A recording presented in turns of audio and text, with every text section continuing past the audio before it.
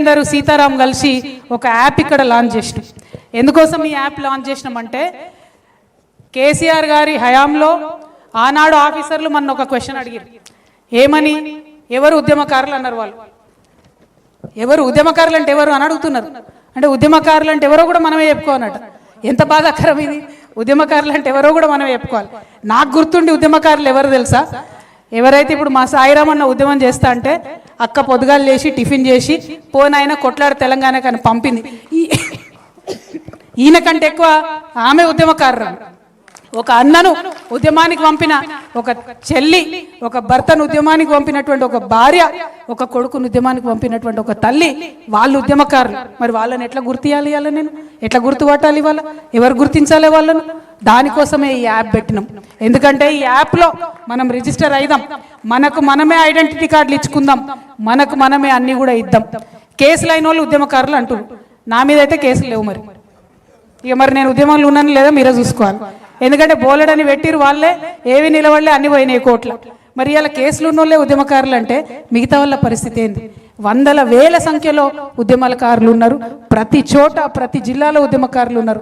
అందుకే ప్రభుత్వాలు గుర్తిస్తే సరి, వాళ్ళు కార్యాచరణ మొదలు పెడితే సరి. లేదంటే ఏదైతే మనం యాప్ లాంచ్ చేసినామో దాంతో ఇమీడియట్గా ఉద్యమకారులంతా డేటా కూడా తీసుకొని ఐడి కార్డ్స్ పెట్టుకొని, ఇగో ఇవి మా ఐడి కార్డ్స్ అని సెక్రటేరియట్కి పోయి ముఖ్యమంత్రి గారికి ఇద్దాం. ఆయన అప్పుడు ఇవ్వకపోతే అప్పుడు కోదండరాం సార్ని మళ్ళీ పట్టుకుందాం, అప్పుడు ఆకునూరు మురళి గారిని మళ్ళీ పట్టుకుందాం.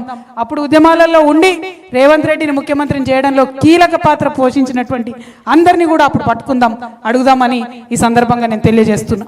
అదేవిధంగా ఇంకొక మాట మనం గుర్తుపెట్టుకోవాలి. ఎంతో మంది ప్రెస్ మిత్రులు పాపం వాళ్ళ యాజమాన్యాలకు వ్యతిరేకించి కూడా మన కోసం వాళ్ళు రాసి వాళ్ళకి న్యాయం జరగాలి.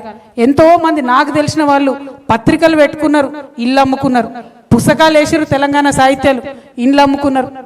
వాళ్ళని గుర్తించిన వాళ్ళు ఎవరు లేరు. ఆ రచయితలు, ఆ కళాకారులు, ఆ పుస్తకాలు వేసిన వాళ్ళు, వాళ్ళకు గౌరవం దక్కాలి.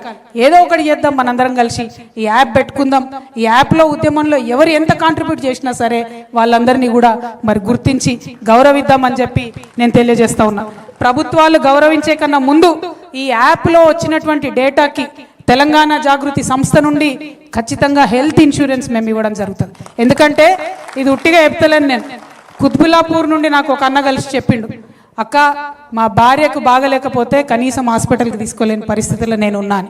సో ఉద్యమకారుల కుటుంబానికి, భార్యకు, భర్తకు, పిల్లలిద్దరు ఉంటే పిల్లలిద్దరికి, ముసలి తల్లి తండ్రి ఉంటే వాళ్ళిద్దరికి, మొత్తం కుటుంబంలో దాదాపు 6 మందికి తెలంగాణ జాగృతి నుండి ఆ యాప్లో ఎన్రోల్ అయిన వాళ్ళందరికీ హెల్త్ ఇన్సూరెన్స్ మేము ప్రొవైడ్ చేస్తాం.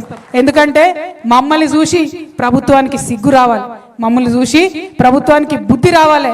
కనీసం వాళ్ళు హెల్త్ ఇన్సూరెన్స్, లైఫ్ ఇన్సూరెన్స్ ఇవ్వాలనేటటువంటి ఆలోచన వాళ్ళకి రావాలని చెప్పి మా చిరు ప్రయత్నంగా ఈ ప్రయత్నాన్ని మొదలు పెడుతున్నామని కూడా నేను తెలియజేస్తా ఉన్నా. అదేవిధంగా మరి మీకు ఇంకొక మాట చెప్పాలని, చాలా మంది నేను ఎప్పుడైతే ఒక పొలిటికల్ పార్టీ పెడతా ఉన్నానో చాలా మంది నా మీద దాడి చేస్తూ ఉన్నారు, రకరకాలుగా మాట్లాడుతూ ఉన్నారు. దాడులు మనకేం కొత్త కాదు, 20 ఏళ్ళ నుంచి భరిస్తూనే ఉన్నాం. కాకపోతే మీ అందరికీ నేను ఒక మాట చెప్పదలుచుకున్నా. నేను అధికారంలో ఉన్నా లేకున్నా నా పక్కలు ఎప్పుడైనా ఉద్యమకారులే ఉన్నారు, పైరవికారులు లేరు. రేపటి నాడు కూడా పొలిటికల్ పార్టీ ఖచ్చితంగా పెడతాం. ఈ రాష్ట్రంలో స్వీయ రాజకీయ అస్తిత్వంతో తెలంగాణ అనే పదాన్ని తన పేరులో నింపుకొని, తెలంగాణ అనే పదాన్ని తన ఆశయాల్లో నింపుకొని, తెలంగాణ అనే పదాన్ని తన ఆచరణలో నింపుకునేటటువంటి పొలిటికల్ పార్టీ రావాల్సిన అవసరం ఉన్నది. ఖచ్చితంగా దానికోసం పెడతాం.